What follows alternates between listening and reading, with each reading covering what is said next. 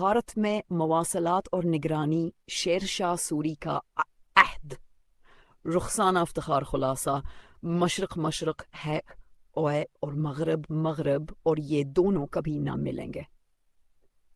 مغربہ اور مشرق میں نقل و حملہ اور مواصلات کی تکنیکی ترقی کے حوالے سے مختلف ثقافتیں پائی جاتی ہیں۔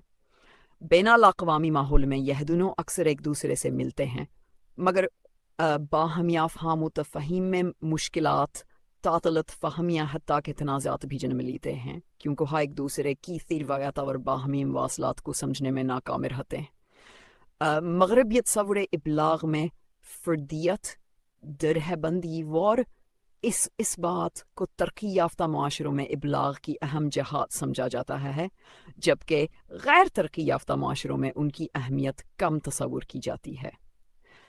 اس ضمن میں مغرب کی مقبول رائے یہ رہی ہے کہ مشرقی جبر اورینل ڈیسپوٹزم مشرقی معاشروں میں ذرائع ابلاغ کی ترقی کے راہ میں رکاوٹ تھا۔ یہ مقالہ غلط فہمی کو واضح کرتا ہے کہ مشرق کو مواصلات کی ترقی کا کوئی شعور نہ تھا۔ اس کے برعکس ماضی میں مغرب بھی مواصلات کے حوالے سے ایسی ہی صورتحال کا حامل تھا۔ قرون وسطیٰ کے ہندوستان میں شیر شاہ سوری نے مؤثر نظام مواصلات قائم کرنے کے لیے سنجیدہ کوششیں کیں۔ یہ مقالہ مواصلات کے ان ذرائع پر روشنی ڈالتا ہے جو شیر شاہ سوری کے دور میں موجود تھے اور جو قرون وسطیٰ کے حکمرانوں کی تاریخ میں ان کا ایک نمایاں خاکہ پیش کرتے ہیں۔ ان کی پالیسیوں نے انہیں ایک مؤثر اور دوراندیش حکمران کے طور پر ممتاز کیا۔ تعارف کئی مورخین نے اس بات کی نشاندہی کی ہے کہ روایتی ہندوستانی ماخذات میں انٹیلیجنس اور سیاسی مواصلات کے مسئلے پر خاصی تفصیل سے غور کیا گیا ہے۔ ابو ریحان البیرونی بیان کرتے ہیں کہ شمالی ہند میں وسیع تجارت کے انعقاد کے لیے طویل سڑکیں ایک بنیادی شرط تھیں۔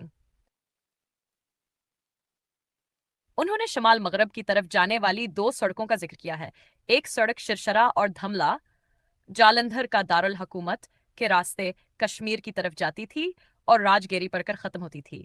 دوسری سڑک پانی پت، جہلم اور کابل کے راستے غزنی تک جاتی تھی۔ تیسری سڑک کنوج سے اہلیوارہ پٹنہ اور بزامہ گجرات کا دارالحکومت کے ذریعے سومنات تک جاتی تھی۔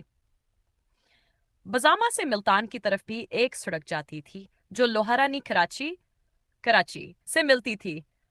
نگرانی، جاسوسی اور معلومات کے حصول کے ہندوستانی تصورات ارتھ شاستر کے زمانے سے چلے آ رہے تھے۔ سڑکوں کے نشانات ابلاغ کی ایک اہم صورت تھے جنہیں